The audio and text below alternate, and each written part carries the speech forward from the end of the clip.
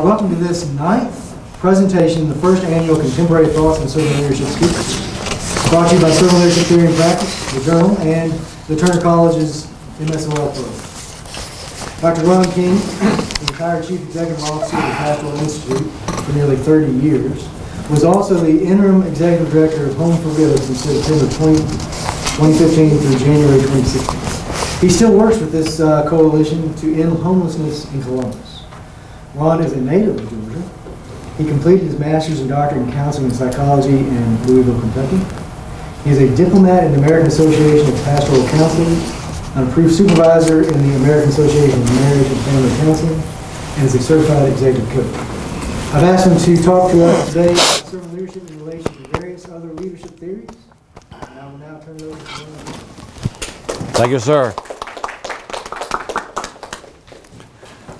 It is good to be with you. What he did not tell you is that I was president of my high school graduating class 2 years in a row. I missed that. Thank you. You got it.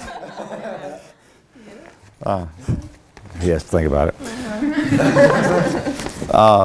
Dr. Phil learned early on in his life that the best way to get back on your feet is to miss a car payment also.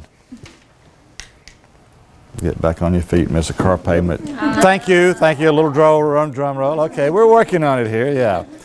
If you don't think servant leadership is needed in our society today, you did not listen to the news today. What's the lead article on the news, and it has been for 2 or 3 days now, and has to do with 1 million+ documents? Panama Papers. What are the Panama Papers, and what are they all about? Somebody released like 3-point-some terabytes of data tracking information from a financial firm based in Panama that had the names of multiple people who had money in offshore accounts or hidden accounts, so they couldn't be tracked and taxed.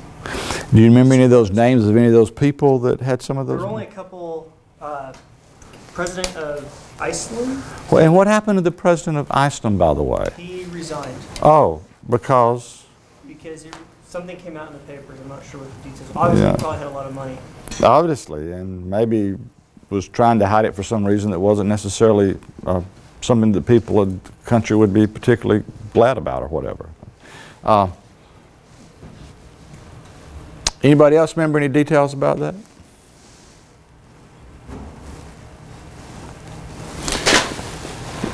Would you trust the person that you work for if you discovered that they had this secret stash with $90 million in it that they'd made out of the company that you'd been part of, and you were being paid, you know, a reasonable wage, but you could have been being paid a whole lot more if the profits had been better? I mean, all of a sudden there are issues here that start to bubble up, and servant leadership, from my perspective, is needed now worse than ever in our society, and we're going to talk about it. And for some of you, even the concept and the term is something maybe you've never even heard of before, because you've just come to this. Is this the first lecture on this that some of you have been to for the yeah? So this whole concept of, because that's why you were asking him what is servant leadership. You were trying to prep him for this so he would know what he was doing. As you come in, if you don't have a handout, see that woman with the cap over there. And she has a handout. You have any more left? Yes, I do. Thank you, thank you, thank you.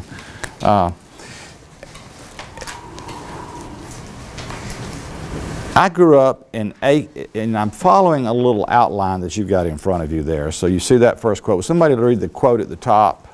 What does that say, that first quote? What is the essence of life?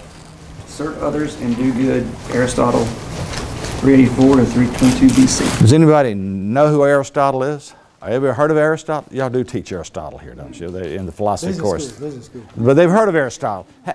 Everybody here has heard of Aristotle. Okay. So the concept of servant leadership, at least in an embryonic form, has been around for a long time, if you look at the date on that, if you will. So for me, as a kid growing up in Southwest Georgia, I grew up in A. King's grocery store. My dad's name was Alfred King. He called it A. King's grocery store. It was a small family-run organization with 2 pumps out beside it. He went off to World War II.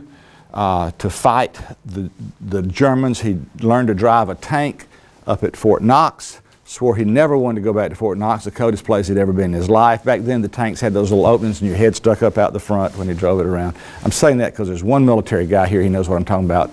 Usually in these servant leadership courses, there's a whole host of... We do have some captains in the captain's course here. I don't see any of them, but they may be in here. None of them came for this extra credit. We need to talk to them about that. Well, maybe I have to find several differently. Okay. But he ended up in South Pacific because he could type, and he worked in a supply place, and they were needing somebody to put the parts out for the planes that were flying out of the islands in the South Pacific. He came back home from the war, and as a child growing up, he had been born to teenage parents. His dad was a barber, and during the Depression, which the Depression means nothing to you, but back in the 20s, there was a time when people struggled to make it because the economy went down the tubes, similar to what it did back in the 80s, but a whole lot worse. And there were nights that he went to bed, he was hungry. So when he came back from the war, he swore he was going to do something he would never be hungry again, so he opened a grocery store because he figured he'd be the one distributing the groceries. Okay? Did very well, like many people in the Great Generation. Had a wonderful life. The thing I didn't like about it is I was his #1 assistant. He would say, if I tell you to jump, you're supposed to say, how high? If I tell you to stick your hand in a fire, I'd never do that, but if I told you it'd be for a good reason, you better stick your hand in that fire. That was kind of the philosophy, good servant leadership philosophy, right? Not. But that was kind of the parenting model with which he had grown up. But something impressed me about him, and something happened one night that changed my perspective and planted a servant leadership seed in my life that I'd never experienced before. This is a small mom and pop organization.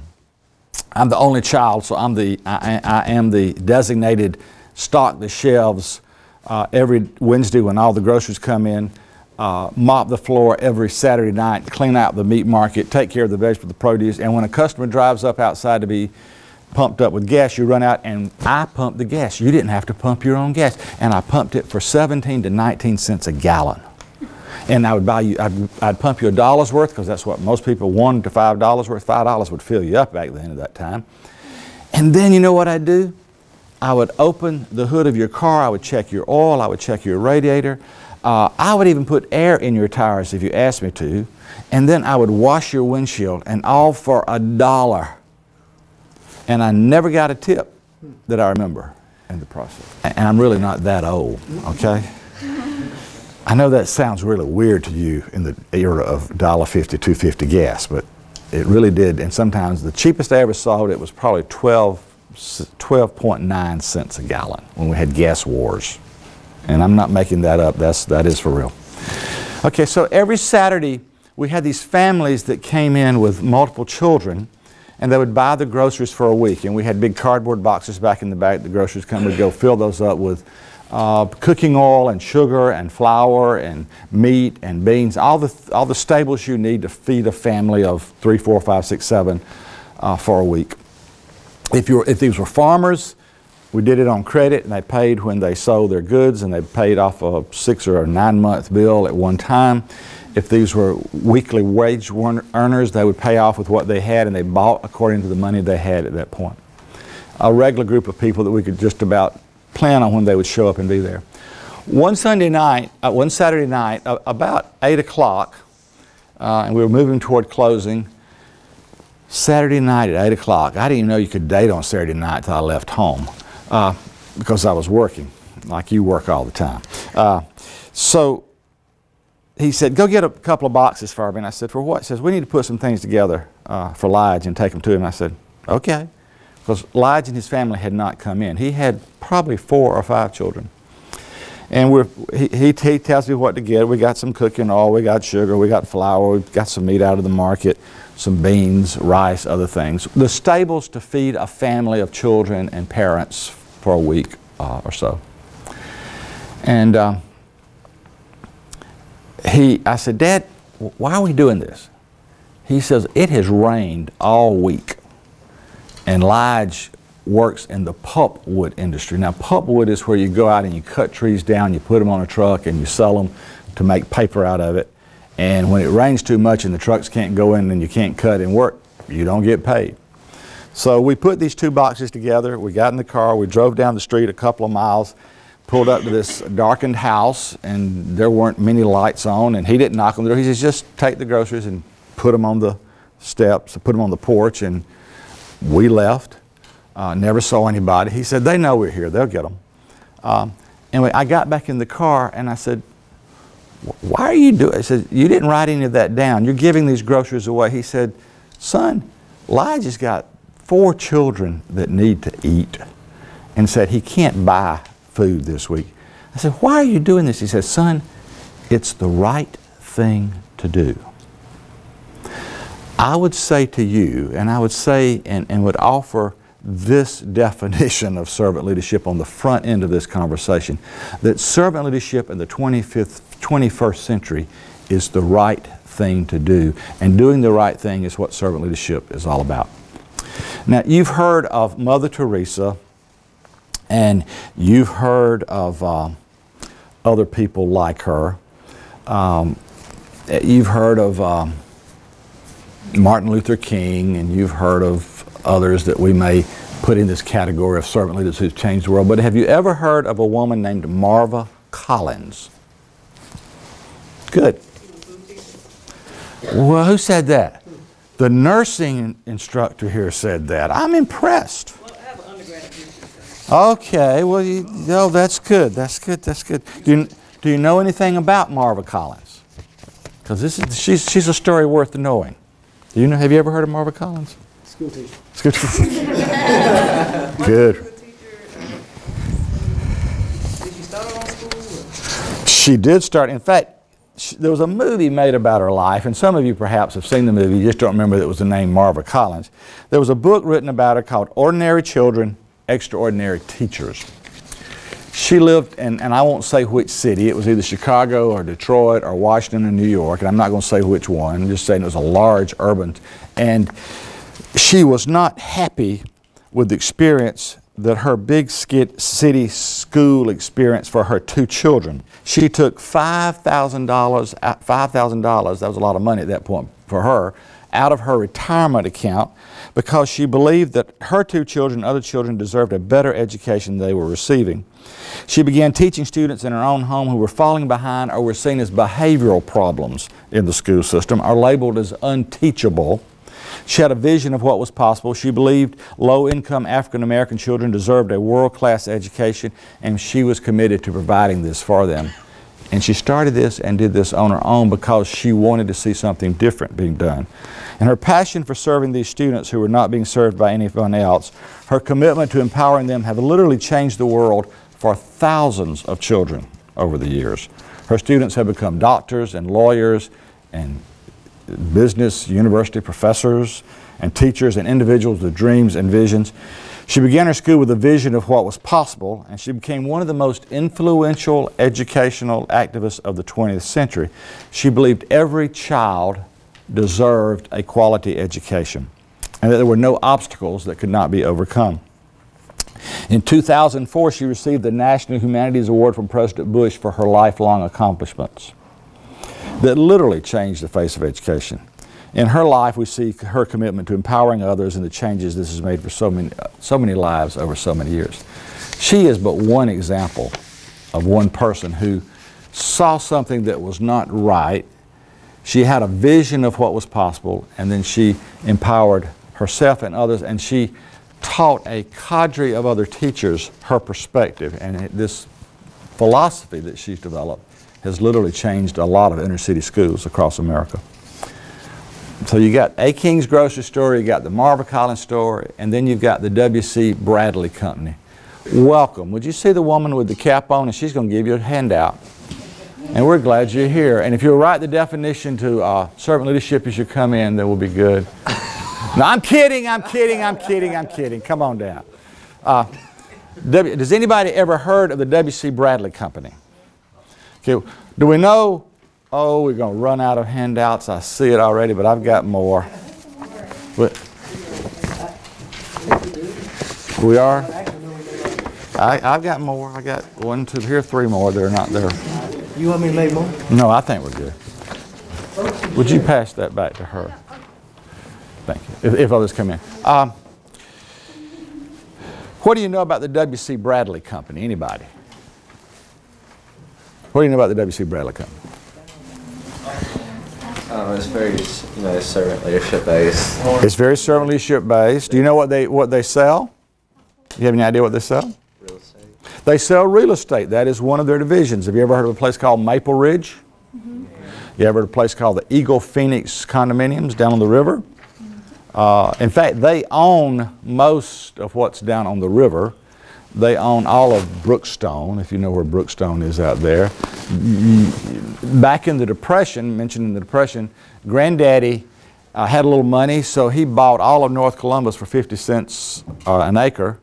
And that was really one of those good deals that turned out to be a good deal for Columbus as well as for the company in the process, because Brookstone Center, and you can go on and on out there, a lot of that has made a lot of money for them in the process. Do you have any idea what else they sell? That's one division. Charbroil. Does anybody know what a charbroil is? It's a grill. First grill I ever had when I got married back in the 60s was a charbroil grill. I didn't realize that was made right here in Columbus, Georgia. And those were made right here until recently, and we're going to get to that and talk about that in a minute, what happened to that and what they did with that from a servant leadership perspective. What else do they make and sell? Do you have any idea about that? Anybody ever fished with a Zebco reel? Zebco 33, my very first fishing reel. They make those. They not only own all of Zebco in America, they own all of Zebco around the world. They bought Zebco Britain and Zebco Germany and Zebco all over Europe.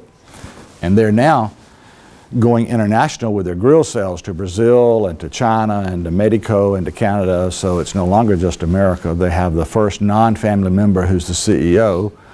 He's from Belgium, and he has taken them into the international market, and the company's doing very well. Do you know anything else about the W.C. Bradley Company and any other companies that they may be or associated? That's just W.C. Bradley Company. Do you know anything about the W.C. Bradley family in terms of other companies they may be associated with or own? Anybody ever heard of a little bank called Synovus? Okay, so the granddaddy was running one of the spinning mills. They owned spinning mills here years ago, and a lady's skirt got caught in the looms and the money fell out that she had in the hem of her skirt. And he said to her, why do you have all this money with you? She says, I'm afraid to leave it at home because I'm afraid somebody will steal it. And he says, well, let me put it in the vault here at the company, and I will pay you interest to let us keep your money here and store it. And so that's the way Synovus Bank started. There's a little statue of this lady down at CB&T downtown if you've never seen that. So you had this little CB&T bank started that ended up being Synovus. It's one of the top banks now in the Southeast. It's gone through some tough times, and all of banking went through some tough times, but they have come back and they're doing very well. And then just a few years ago, since I came to town as a matter of fact, the bank started looking around and they said, you know, somebody needs to pay attention to who's going to process this plastic. Every time you take that credit card of yours and you go to the gas station or you go to Lowe's and you do something with it, what do you think happens to that? Where does that transaction go when you put that in that machine and pull it out? Do you know what happens there? Anybody have any idea what happens to that? We know it's an electronic transaction of some kind. Where does it go? Is transmitted electronically to some company who processes that, who puts it on your bill and sends it out to you. And the third largest processor of plastic in the world is located in Columbus, Georgia, called TSYS, and soon it will be the largest processor. Maybe it's second largest now since they just bought a $2.3 billion company. Did you see that? I did not see that. Over $2 billion company they just bought out. So that little company started with the CB&T Bank, and these guys came up with this idea, and now it is the largest employer in Columbus, Georgia. Now, the W.C. Bradley family owns that little, well, it's gone public now, so they own it. So let me tell you, there's a reason for all of this. I'm going somewhere with this. And then there's this little company called, anybody ever heard of Coca-Cola? Okay. And what names do you associate with Coca-Cola? Anybody ever heard of the Woodruffs? Well, if you're not in Atlanta, you know Coca-Cola was invented in Columbus by Dr. Pemberton, that's it. And Bill Turner's granddaddy became a partner with Mr. Woodruff in Atlanta, and they became the purveyors of Coca-Cola across the state of Georgia, and then they bought it out from Dr. Pemberton. Then they moved the headquarters to Atlanta, and he became the chairman of the board, and they started pushing it around the world. And during World War II, there was a Coca-Cola everywhere. There was an American soldier. That was no small thing. And now it is the #1 cola in the world. And Mr. Bill Turner, who is the patriarch of the family that we are headed toward talking about servant leadership here, his granddaddy was the chairman of the board for Coke. His daddy was the chairman of the board of the Coke, and he served on the board of Coke for nearly 50 years. Now, I'm saying that to say here's one of the wealthiest families in the world. When I came here, they were listed in the Forbes 500 wealthiest families in the world. Now that's changed because they're no longer there because of all the IT folks who made so much more, many billions because of IPOs and all of that. They're still wealthy. But they have a basic philosophy in this family that is carried out in every company in this family, and that philosophy goes like this, and see if you've ever heard it before. Do unto others as you would have them do unto you. And we sometimes call that the Great Commandment, or put a variety of words on it, but to do unto others as you would have them do unto you. And that was the philosophy of the bank from the time it started. Jimmy Blanchard, who was president for years, pushed that.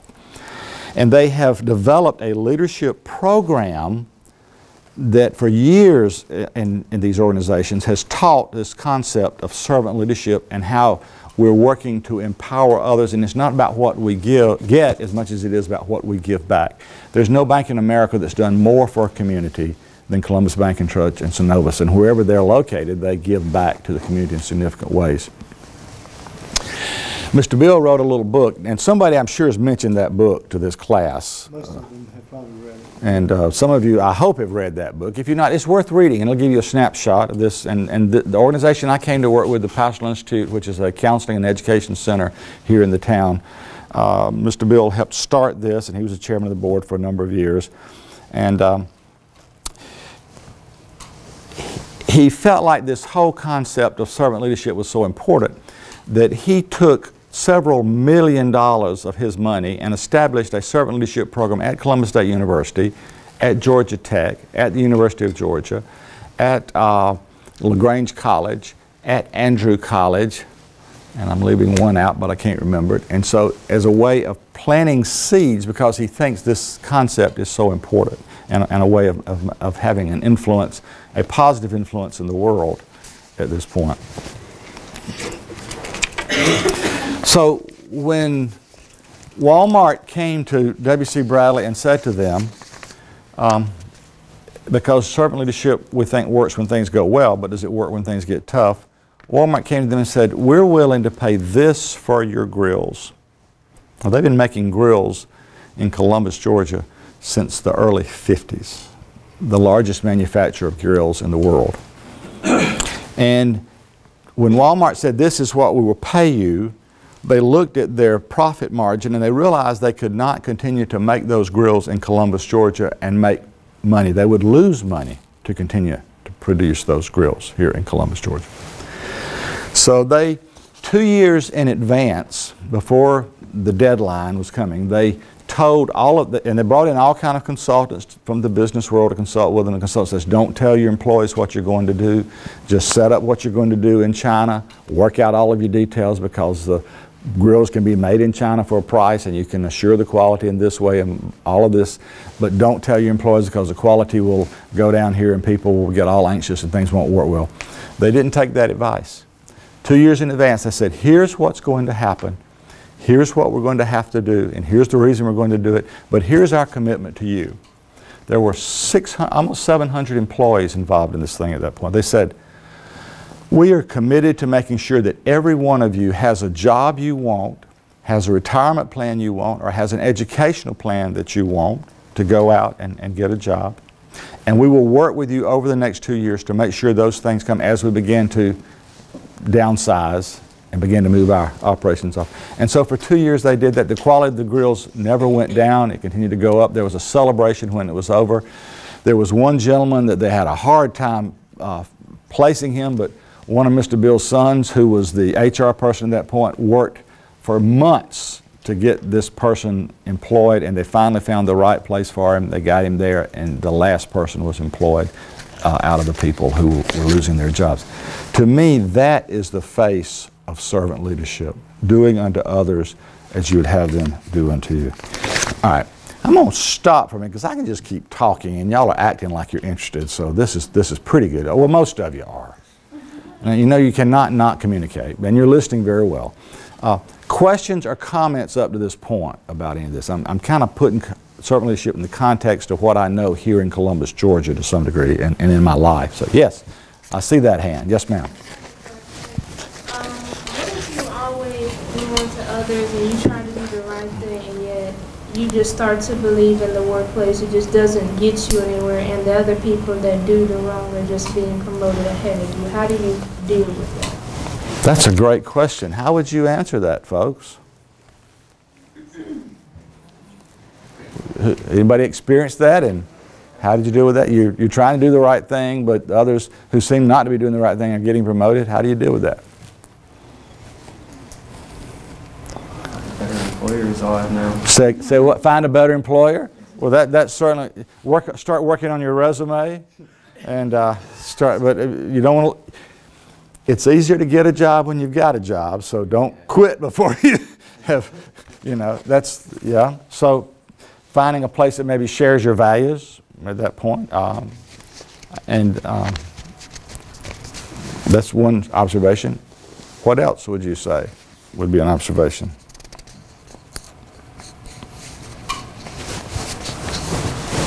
You're a smart group, so I know you can come up with something else.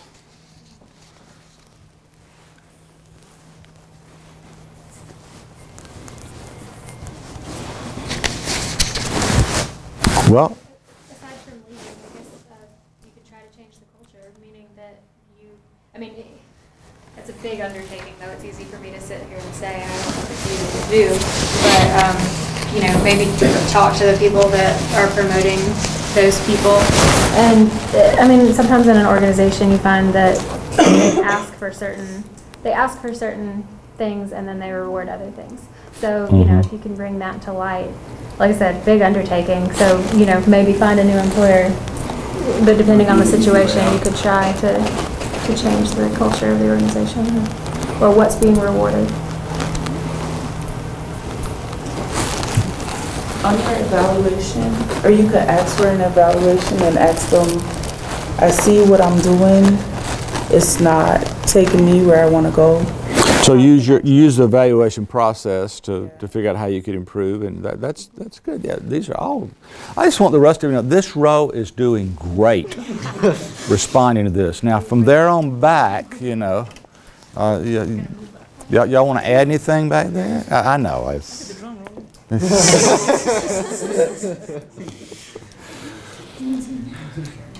Life for me is all about relationships.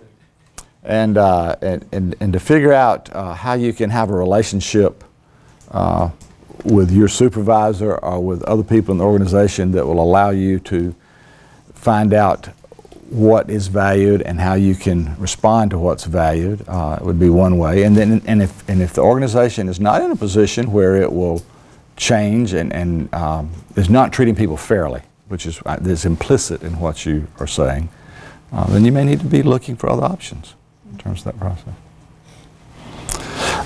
The concept's been around a long time in terms of servant leadership, but this concept that the leader is a person of influence, because usually we think of leaders in terms of their position or the role that they're in. President Mark Wood is the leader of Columbus State University, and so that's the title, the position he has. But I would say to you that everyone is a leader because every one of you has influence over somebody, and that's a huge. So when we talk about servant leadership, we're not talking about people who are in college professor positions or retired CEOs or college presidents. We're talking about all of us in terms of this process. So I think that's important. I think that in terms of the history of servant leadership, you got a snapshot of Robert Greenleaf I'm assuming the people have talked about Robert Greenleaf here, so I'm not going to say a whole lot about Robert. Have we heard a lot about Robert Greenleaf? So I won't say a lot about Robert Greenleaf, other than I used to go to the Greenleaf Center in Indianapolis for their annual conferences, may go back again. He planted a seed. This thing of servant leadership is not limited to America. I've met people from the Philippines, from the Netherlands, from China, who are all committed to servant leadership, who are working to bring this philosophy there. And the Greenleaf Center has moved to Atlanta and is working to be involved with that in that point. And then Bill Turner became a real proponent of servant leadership in this region, and that's one of the reasons we have the Center for Servant Leadership here at Columbus State University. There's a concept called paradigm shift. When you hear the concept paradigm, what is a paradigm? Let me say it this way. This is a paradigm shift. Why is this a paradigm shift? I told you I pumped gas for 17 to 19 cents a gallon most of my childhood. When I was the age of all of you in this room, well, the age of some of you in this room, not all of you, when I wanted to talk on the telephone, I went to one room in my house and I picked up a black phone. I didn't even put it to my ear, and somebody said, "Operator." And I am not making this, and I'm not this old, folks. And I was on we were on a party line, so sometimes you could pick it up and you could hear people talking. You could listen in. They'd say, "So who's that listening?" Well, never know. And usually I'd pick it up and she'd say, "You want Don right?" And I'd say, "Yes, ma'am." That's my best friend down the street. A paradigm shift is a perspective that shifts everything else going on in your life at that point. The day you were born was a paradigm shift for your parents. The day my parents died was a paradigm shift for me. And we can go on and on. In the 1960s, and none of you would remember this, but you may know the answer to this question. Do you know which country produced more watches? 90+% of all the watches that you wore on your arm. You know where they came from? I think I heard it. Switzerland. Switzerland. They were the watchmakers for the world. I still remember that first Swiss watch I got as a kid. It had one of those luminous dials. They don't put on them anymore. They say they cause cancer, but it would glow in the dark. And you could take the back off of it, and there would be all these jewels, rubies and quartz and other jewels. And it was called jewel movement, mechanical movement. They were beautiful, beautiful watches. You can still buy some Swiss watches, but they only have about 10% of the watch market today, and they cost you about 10,000 times what one of these other watches. Does anybody have, I don't even carry a watch because of this thing. Does anybody have a watch on? Look at your watch and tell me what it says on it in terms of what kind of watch it is. Is there a word on it that starts with a Q? Quartz. Does it say quartz on it? Quartz movement? Do you know who invented the quartz movement watch? Have you ever heard this story? No, sir. This is a great story. I'm not very educated. This is a business story. It came out of a business thing. I should get it for you. Do you know who invented the quartz watch movement?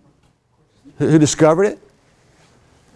It was discovered in the laboratories in Switzerland by the time makers who were doing researches, and they looked at it and they said, quartz movement, this has nothing to do with watchmaking as we know it. They took it to the International Time Show in Dallas, Texas in the early 70s. And they showed what they discovered, but they didn't think it had anything to do with watches. Two people walked by. One of them was from Texas Instruments in Texas, and the other one was from Japan. And now 90% of all the watches in the world are made in Japan because Texas Instruments has not done so well recently. And quartz movement is, hundreds of times more accurate than mechanical movement. It's so much cheaper to make, and it's so much, provides a much better timepiece. But the Swiss did not recognize the paradigm shift that had occurred when they discovered this. And you can hear those stories over and over and over in life. So I think there's been a paradigm shift in this thing of leadership. all of us grew up with the traditional hierarchical sense of control as that being the leadership model that people live out of and that we work with. And I would say to you that the news is telling us, and our current politics are telling us, that that may not be the best model. I used to say it was a John Wayne model, but none of you know who John Wayne is, so I can't use that anymore. You do know who he is. Okay, we've heard of him. I would suggest to you that there is a model that is the right thing to do called servant leadership, that is an empowering model. And if you look at the bottom of the first page there, the servant leadership model, the leader recognizes that leadership is first and foremost relational. They're committed to empowering everyone in an organization to realize their fullest potential. That is a paradigm shift that I would suggest to you that we consider. Now, I'm going to see what I've left out here in terms of this process.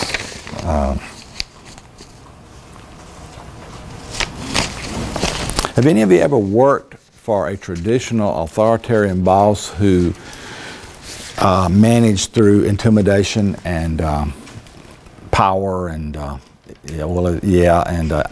the boss and I'm right and you're wrong and you need to do what I say as opposed to what now? What did that do to your morale and to the morale of the people around? You didn't want to work there anymore.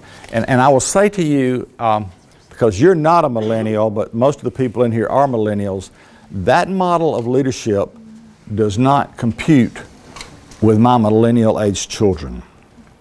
My son is a tech graduate. He's an environmental engineer, and he's a very smart kid.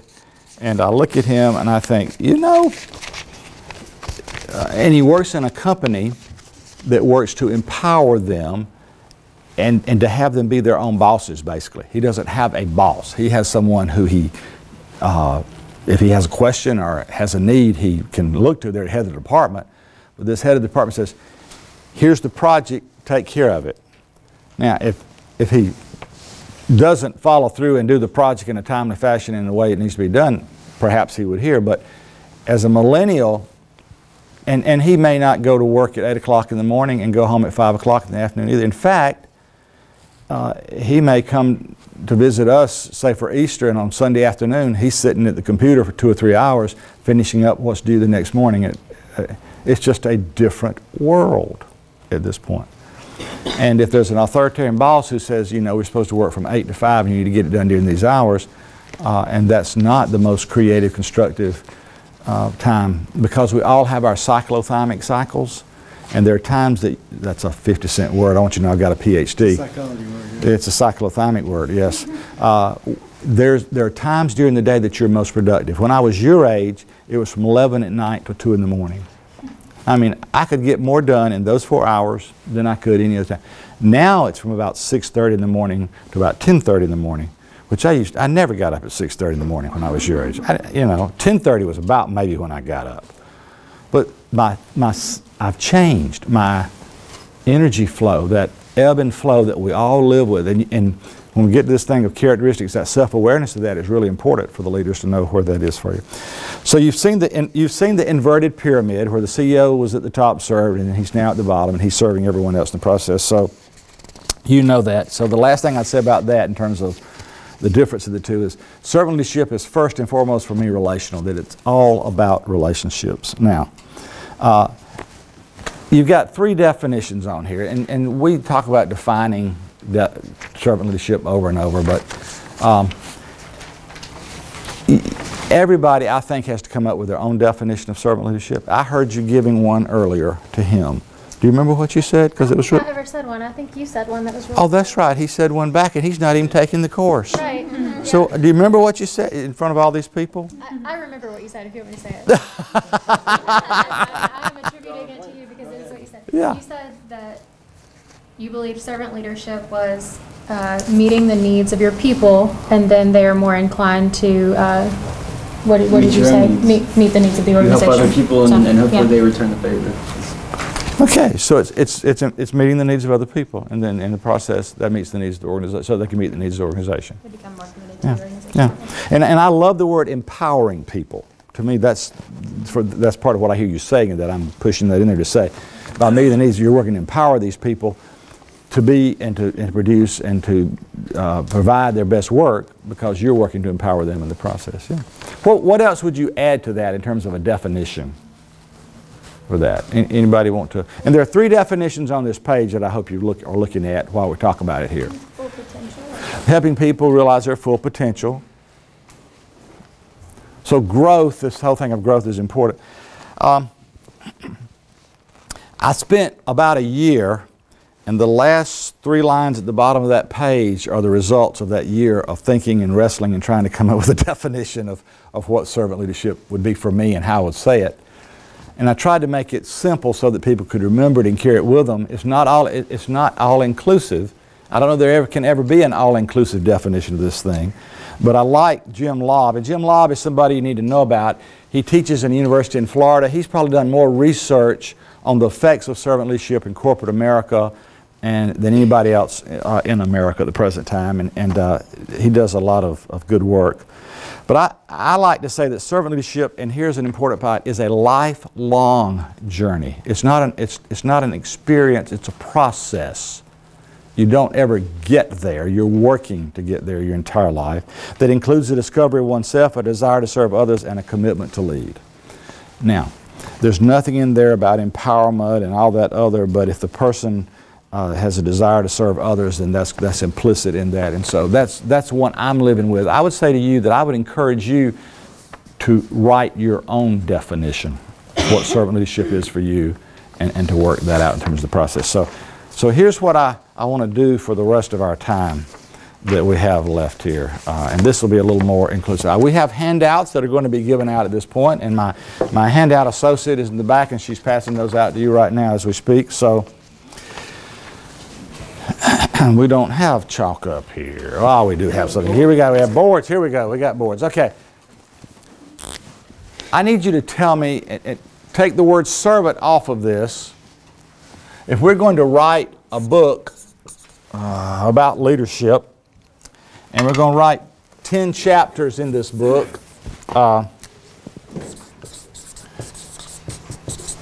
and each of these chapters is going to be one of the qualities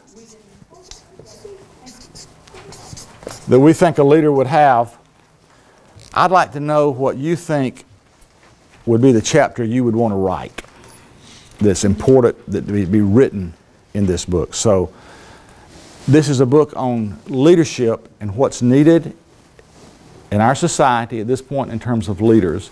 So what would the first chapter be about? Don't look at the paper at this point. That's cheating. Yeah, I got that hand in the back. Shared vision. Shared vision? You've been reading about this stuff, haven't you? Yeah. I never heard that concept till I met Bill Turner. I've always heard about vision. Greenleaf calls this foresight. He said foresight is the lead that the servant leadership has in servant leadership. If you don't have foresight, if you don't have vision, then you're not going to be doing this thing of leading, certainly not servant leadership. But Mr. Bill said, unless the people own the vision, if it's only owned by the CEO, if it's only owned by 1 or 2 people, it's not going to be accomplished. So a shared vision. Great first chapter. So what's our second chapter going to be? An aggressive nature. An aggressive nature. Say more about that.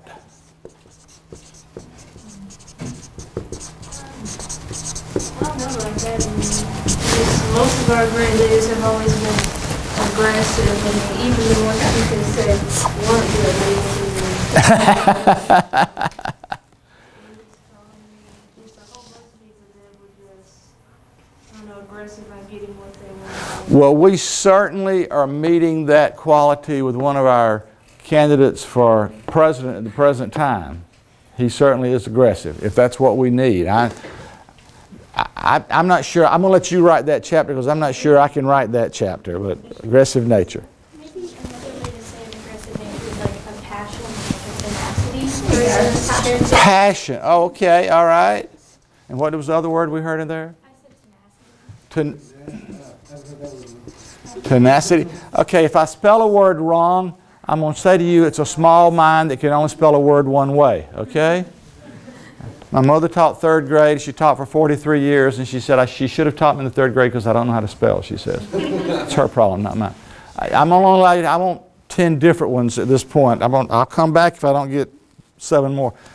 Another person, somebody else. Did you? Encourage the heart. What? Encourage the heart. Encourage the heart. Say what? Touch souls. This sounds like we may be quoting a professor here. I'm not sure who that professor would be, but it sounds like we may be. I dove a little too deep that day. So it is a matter of, it's not the 6 inches limited here, but it also has to do with the affective. It has to do with that heart, touching the heart. Okay? What's the 4th chapter? I know it's on the paper, but trustworthiness is very It's okay, but it's okay to use some on the paper. I should not have handed the paper out so soon. We should have done this before. Trustworthiness, okay? What's number 5? Empowering others. What's number 6? Communication. And I need to check my time here to make sure. Oh man, we're cooking. Communication. Maybe add on to that, like empathetic communication. Oh. Okay, empathetic. See, empathetic. It could be its own. If we're running it for days. Okay, you're allowed that one. Empathy. You go put. Okay, we're gonna put empathy in here. All right, we'll let him put empathy in there. But I'm gonna give you another word here. I've taught a course in coaching, and I would say to you the language of love is listening, and I believe that if the leader does not listen, then the leader is not leading. Right. And listening is no small thing. And I could say a whole lot more about that. We don't have time to do that, but there's a whole course that could be taught in this thing of listening, because every one of you think you can listen. And I can prove to you that you really don't listen. I've spent my whole life trying to learn to listen and teach other people how to listen. Most of us, when we go to any kind of gathering or party, we're listening to somebody and we're thinking about, okay, here's what I want to say when they stop. And when you're in your own head, you have stopped listening. Active listening has gone out the door in that process. So that's enough. Number 8, what's enough? We got 3 more chapters here we got to write. Anybody? Make one up. Lead by example. You cannot give me one. It's got to be somebody else. I've got you. Lead by example. Exemplary leadership. Yeah, okay. They love me, Dr. Rose. I got it. All right, number 9 and 10. Come on, somebody else that hasn't said one. You've thought it. What? Oh, thank you. Integrity. And that could come under trustworthiness, but we'll separate it out here because there's enough difference in this. One final chapter. I'm going to have to go back to somebody. Okay, well, here we go. I saw. Why? What? Greenleaf's desire to serve, or the problem, or we talked about all sorts of things how to make it happen. Why are we doing this? Purpose. Purpose driven. All right. All right. All right. Isn't it interesting? Every one of you has internally. You'll have these. You know what a good leader looks like. You know what a not good leader looks like in terms of how you define leadership. Do you know how many books have been written like this? I've got shelves full. I've left shelves full of in offices with these. I mean, and you've got shelves full now. There are 2 books. Let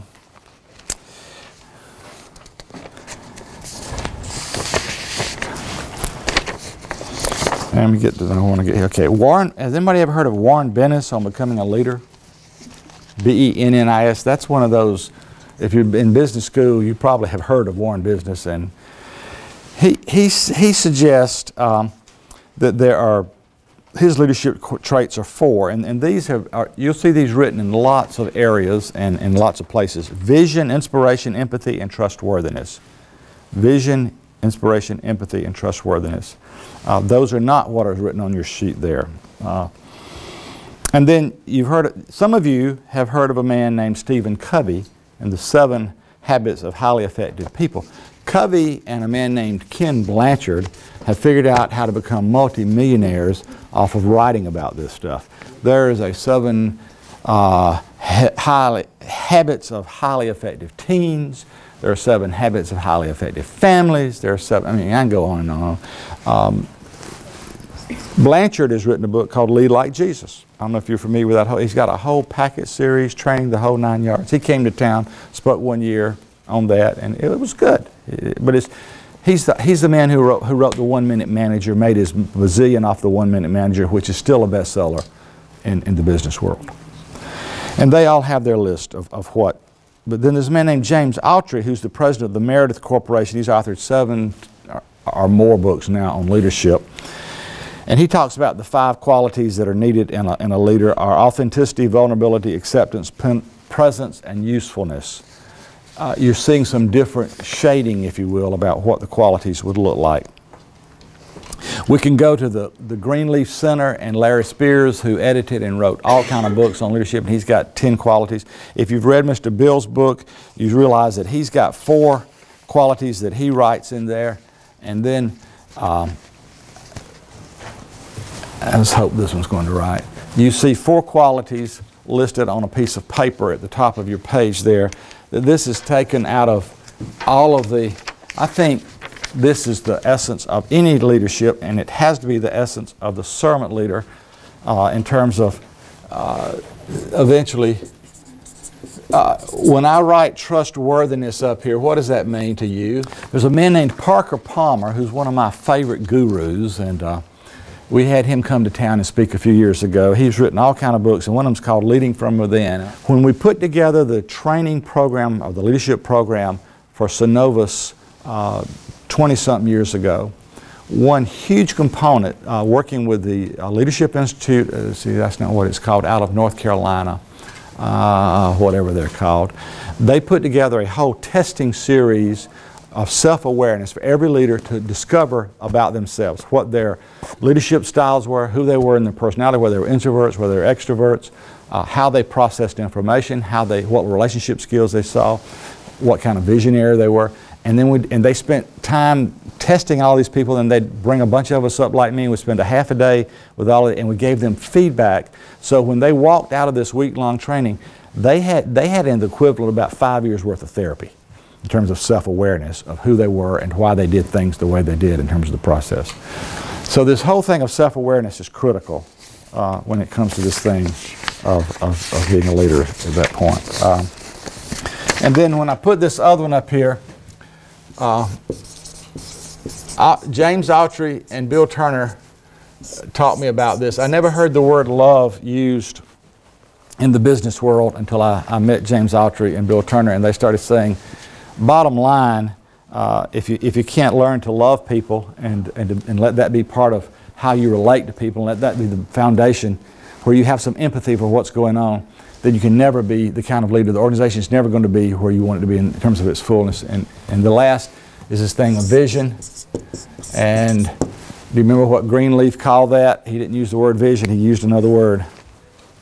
Foresight, which is an interesting word in terms of that. So, now you may add other words, other things that you think are essential, but I submit to you that if those are missing, then you're not moving toward becoming a servant leader. I really like what Autry said, and I'll end with this and we'll talk a little bit, what he said about servant leadership in one of his latest books. He said, last page on the last handout, leadership is not about controlling people, it's about caring. Now this is a business book. Stay with this. Is not a Sunday school class, this is a business book. Leadership is not about controlling people, it's about caring for people. Leadership is not about being a boss, it's about being present for people. Leadership is not about holding on to territory. It's about letting go of ego. Leadership is less concerned with pep talks and more concerned with creating a place in which people can do good work. Leadership, like life, is largely should be matter, sorry about matter, of paying attention. Leadership requires love. And I would say to you, the language of love, according to Scott Peck, is listening. So the more we listen, I think the better we're going to be as leaders. Now, what will you take away from this conversation tonight? What's one little nugget that'll stay with you about this whole thing of servant leadership? Just for the fun of it. Anybody. Make one up if you... Maybe something you thought, it may not be something I said. I think the emphasis on self-awareness is interesting because servant leadership inherently seems to be, or it is about the follower. You know, it's about serving the follower. So to make a point to go, okay, you need to be self-aware and understand yourself and be introspective is interesting. I think it's a good point. Thank you. I think it's critical because we do have an impact on people. So I think that's worth kind of unpacking a little bit. So self-awareness in terms of what? And I think you hit it. Our impact on others, how others perceive us as a leader. And how we perceive others and how Being aware of your biases. Not just aware of your biases, aware of your likes, your dislikes. There are certain people who walk into your office that you're positively disposed toward them and you don't even know why. Because they remind you of your great aunt or your uncle or your grandmother or your grandfather. There are certain people that walk in your office, you immediately don't like them. And you've never met them before, but there's that association that's going on. If you're not aware of that, you're likely to dilute or pollute the relationship in a way that you don't really want to in terms of the process. So having that level of awareness, and that's a lifelong journey because my level of awareness at this point was quite different than my level of awareness at different points in my life. There's a concept called coaching, which is taught in the business school in the organizational leadership, servant leadership program, that tries to help people, because I feel like coaching is the language of servant leadership. What you're working to do is draw out the other person and help them understand what their gifts, what their abilities, what their powers are, rather than pouring more in. It's a andragogical as opposed to a pedagogical way of relating. Pedagogy, you pour things in. Andragogical, you draw things out. You treat people in terms of help them learn experientially about themselves, the process. Another takeaway. This row again is doing really, really well here. So the others, y'all want to add something about a takeaway at this point? You would have? Listening. Listening. I know I have problems with that personally, but I know it's like very important also, not just for personal like growth, but like with like respect to like jobs and like. Oh. Yeah. So I spent 2 years in medical school in psychiatry department. I am a trained marriage and family therapist. I've been in this practice nearly 50 years. I can listen. Man, I spent my life listening. So I'm walking around the neighborhood with my wife one night, as we walk most nights. She was a teacher at that point, and she started telling me about the problems that she'd had that day. And about 2 minutes into it, I said, well, now what you need to do is and she stopped. I mean, she just stopped there still, and she looked at me and she said, I don't need you to tell me what I need to do. I just need you to, I'm a trained listener. I just need you to listen to me. Do you think you can do that? We men, from the time we solve people's problems, and listening is not our forte, if you will. In fact, John Gray made $1 bazillion off of this, Men Are From Mars, Women Are From Venus, and he says 2 things in that book. That the number 1 complaint you women have about us men is we don't listen. And the number 1 complaint we have about you is no. You're not going to wear those pants with that shirt, are you? You're trying to control us. Actually, you're trying to be helpful in the process, and we think you're trying to just don't try to control us. We don't want to be controlled. Well, you know. So that's basically what that book's all about. Those 2 concepts. So, if all of you could take that with you and pay attention, take the self-awareness, take the listening thing, and for the next 24 hours, pay attention to how you do it. You'll become a better servant leader. The more you learn to listen, the better servant. Now, listening doesn't mean that you don't talk. It just means you know. Well, it means, tell me more about that. I didn't know that. How did that make you feel? Well, what are you going to do now? Where were you when that happened? It's that interesting, that engagement, that connectivity. It's not about me, it's about you. And out of that process, when you walk away, you're going to, how to win friends and influence enemies. I've forgotten his name. You remember? He was big back in the 50s and 60s. Dale Carnegie. I love this guy over here. He's got it down. Dale Carnegie. Third row, yes, sir. The third row just came through. They get an A tonight. What he basically said is, when you go to a dinner party, you talk about her. You ask, you know, I really like the way you did those braids in your hair. Did your mother teach you how to do that? And then you talk about her, and when she walks away, she says, I really like that guy. She likes me because it was all about her. It wasn't about me. We men don't do that very well. It's all about us, you know.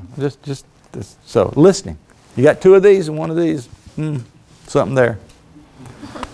Any takeaways from those of you in the back? I mean, just one little, make one up. Just a little small something. No, okay. No, you want to add one? Well, you told a story about Charbroil. Yeah. How they looked after their employees. They went against what was advised. Business consulting. And you spoke about love, and they had to have that kind of love for their employees to do that. So that really... They had a sense of family there, yeah. And they ended it. They left as a family. They had a big, what I didn't tell you, they had a big party, a big going away party with lots of tears and lots of, you know, this, and still remained friends. And that is most corporate America will not close a plant and people walk away feeling like friends and that people care about one another, because they cared about their employees. And they'd had these lifelong relations. Some of these employees have been in this company 20, 30, 40 years.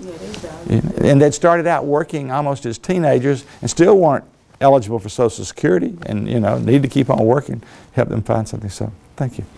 Well, this has been fun for me. Thank you for all of you. Thank you for those of you who didn't have to be here, for choosing to be here. Good luck with writing a report, and thank you. Thank you. We always like to give gifts to our speakers. Oh, good. I love gifts. Yeah. Well, we found out that we can get them for free in here because we've had some pretty good stuff. Oh, good. This is a phone travel charger. Oh, I love that. I needed one of these. I hope it works on your phone. I do too. It doesn't work on mine. We'll find out. Pen will work. Oh, that pen will work anywhere. I got to. Oh, look at there. Thank you. You're kind. Thank you. Thank you, sir. Thank you very much. Thank you. Thank you very much. Thank you.